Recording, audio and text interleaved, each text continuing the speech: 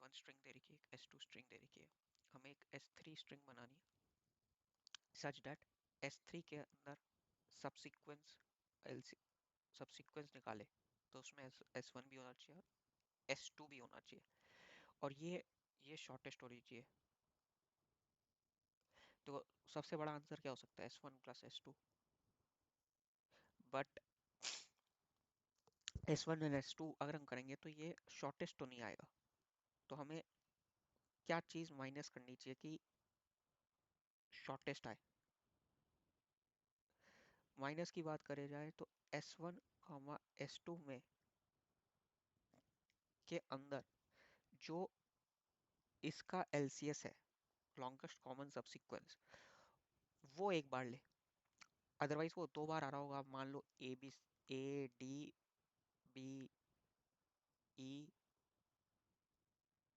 C G है S1 में, और ABCD है, ABC है इसमें। तो ABC देखिए सीक्वेंस दोनों में कॉमन है, तो ABC एक ही बार आए ऐसा हमें करना पड़ेगा rather than वो।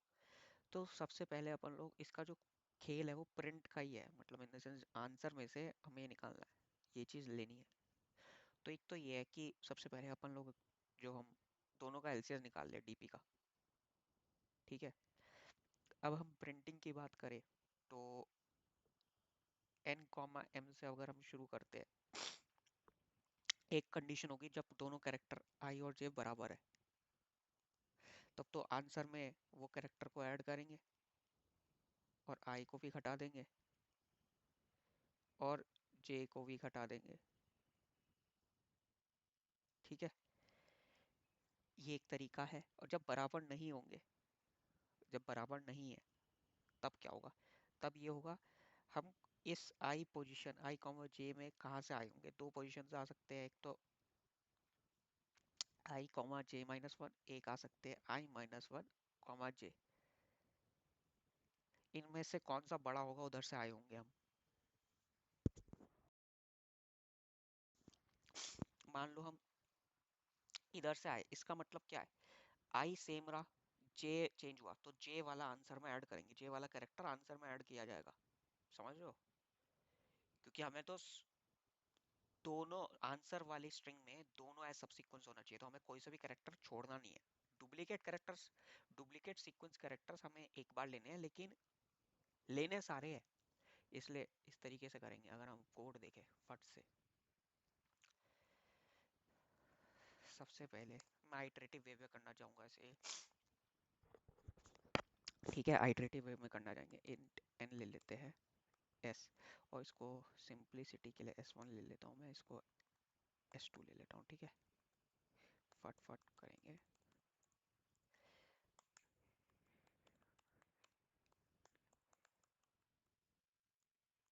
ठीक है। Int dp of new int n+1 m+1 for int I equal to 0, I less than equal to n, I plus plus int for int। ये मैं लॉन्गेस्ट कॉमन सब सीक्वेंस का बस कोड लिख रहा हूँ फट से। j is less than equal to m j plus plus if I equal to 0 or j equal to 0, then dp of I j equal to 0, else if s dot char at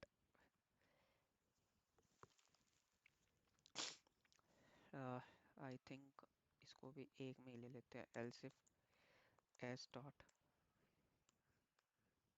char at of S1 dot char at of I-1 equal to S2 dot char at of J-1 अगर बराबर है तो हमें क्या करना होता है? dp of ij equal to 1 plus dp of, दोनों के एक एक करेक्टर घटा दिए, एल्स में क्या है, बराबर नहीं है, तो हम क्या करते हैं, डी पी ऑफ आई जे को बराबर करते हैं मैट डॉट मैक्स ऑफ, एक बार एक का हटाया कैरेक्टर, दूसरी बार दूसरे का घटाया कैरेक्टर। ठीक है, अब हम पे डीपी बनकर आ गई। अब हमारा असली खेल शुरू हुआ। स्ट्रिंग मान लो हम, ये एक आंसर ले लिया हमने। ठीक है, अब अपन लोग क्या करेंगे, एक डीपी जो हमारा इंट एंड ऑफ ए, क्या नाम है, S1 है, इक्वल टू n है, एंड ऑफ S2 है, इक्वल टू m है।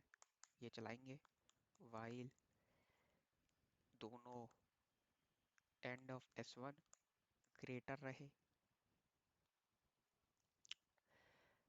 किसके, 0 के, एंड एट एंड टू भी ग्रेटर रहे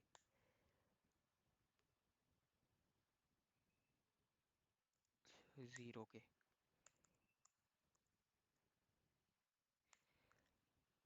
ठीक है, वैसे एक भी करे बाहर भी कर सकते हैं हम, मतलब इन द सेंस कि मान लो एक भी 0 हो गया, फिर हम दोबारा उसको, जब तक हमें सारे कैरेक्टर्स लेने हैं ना, मतलब अगर मैं कह रहा हूँ इसे और कर देते हैं, मैं रीज़न बताऊंगा क्यों। मतलब क्योंकि हमारा क्वेश्चन जो शुरू होगा वो मतलब इस चेक से है कि if DP of, if S dot sorry S1 dot char at of end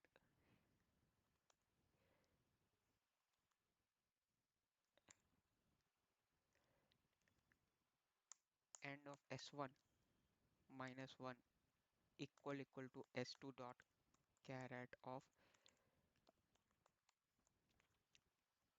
end of S2 अगर है, बराबर है, तो मतलब एंड ऑफ S1 भी माइनस माइनस होगा, एंड ऑफ S2 भी माइनस माइनस होगा, और answer plus equal to S1 dot char at. एक सेकेंड, ये माइनस बाद में करेंगे, पहले आंसर में ऐड कर लेते हैं अपन लोग, एंड S1 माइनस वन, ये कैरेक्टर ऐड कर लिया आंसर में। ठीक है, जब बराबर है, मान लो अब बराबर नहीं है, एल्स में, एल्स में क्या हो सकता है, अब डीपी ऑफ क्या हो सकता है, एंड ऑफ S1 जो है, या एंड ऑफ S2, ये बड़ी हो सकती है इससे, DP of end of S1 minus ये एंड ऑफ S2। अगर ये बड़ी है इससे, तो मतलब हम इधर से आए होंगे। ठीक है, तो कौन सा करेक्टर चेंज होगा, एंड टू वाला। तो पहले तो आंसर में हम क्या कर लेंगे, ऐड कर लेंगे S2 dot char at of end of S2 minus one, ये करेक्टर ऐड कर लिया। अब हम इस इधर जाना है, तो and to S2 minus minus कर लिया। ठीक है, वरना दूसरी तरफ से आए होंगे, इसका मतलब उस वाले केस में भी ऐसे ही करेंगे। बस फर्क इतना होगा, इस बार S1 की तरफ से आए होंगे तो S1 चेंज हो रहा होगा, तो S1 का करेक्टर ऐड कर लेंगे और S1 का करेक्टर घटा लेंगे। ठीक है, अब हम बाहर निकले, क्या क्या पॉसिबिलिटी है, पॉसिबिलिटी है या तो दोनों जीरो हो चुके होंगे, एंड वन भी जीरो के बराबर पहुंच चुका होगा और एंड टू भी जीरो के बराबर होगा, या नहीं पहुंचा होगा। जब नहीं पहुंचा होगा तो हमें जीरो तो पहुंचाना है, तो हम क्या करेंगे, जब तक ये दोबारा चला देंगे, and of S1 greater than 0 है तब तक ये फॉर लूप चलेगा। और आंसर में s1 डॉट कैरेट ऑफ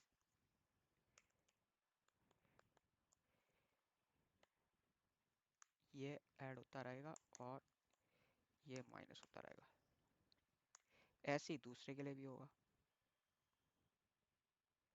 होगा ना, s2 के लिए भी तो होगा। ये s2, यहाँ पे भी s2, और यहाँ पे भी s2, और यहाँ पे भी s2, और आखिरी में रिटर्न कर देंगे आंसर।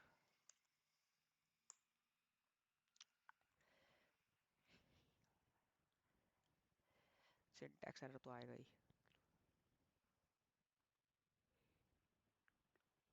Very good.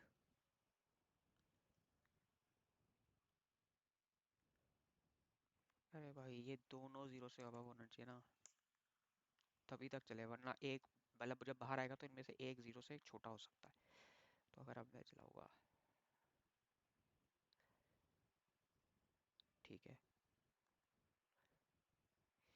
ठीक, इसको थोड़ा और किया जा सकता है, ऑप्टिमाइज भी चाहिए। अरे have you notice one stupidity I have done, हम ना उल्टा चल रहे हैं और आंसर को हम ऐड कैसे कर रहे हैं वो गड़बड़ कर रहे हैं, मतलब इन द सेंस ये कैरेक्टर ऑलवेज पहले ऐड होएगा आंसर में। तो अब ये करते हुए चल रहे हैं, आंसर को ये कर रहे हैं, अब ये पूरा उल्टा आंसर होगा एक्चुअली में। तो इस इत्तेफाक से ना सारे वो आ रहे हैं, देख रहे हो, वो है ये पैलिंड्रोम की एक दिक्कत नहीं दिख रही हमें। तो एक्चुअली मैं स्ट्रिंग बिल्डर लूंगा, मैं str ले लेते हैं is equal to new string builder dot S, answer कर लिया, ठीक है, और रिटर्न में क्या कर दिया, str dot reverse dot to string. और इसको भी वैसे ना अपेंड भी हम स्ट्रिंग बिल्डर से कर सकते हैं for Java point of view.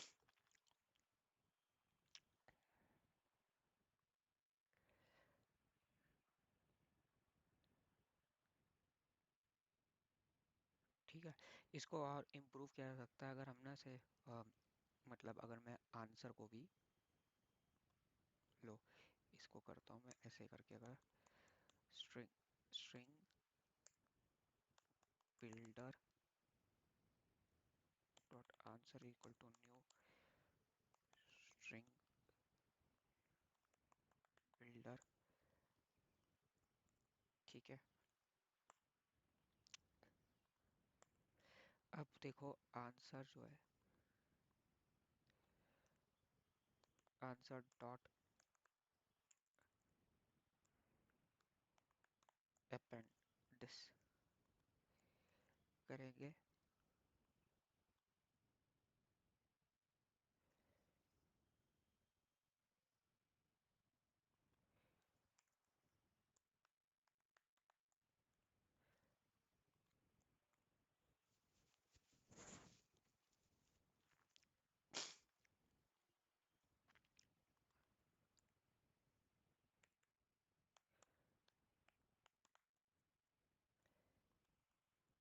Answer dot append करेंगे। अभी इससे तो बेटर रिजल्ट आना चाहिए, क्योंकि ये सिर्फ जावा रिलेटेड चीज़ है। और यही से रिटर्न कर दिया आंसर डॉट, इसे किया आंसर, ठीक है। पहले तो सिंटैक्स देख लेते हैं।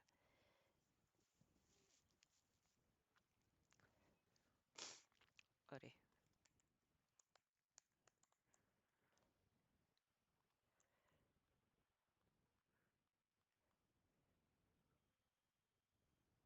ठीक है,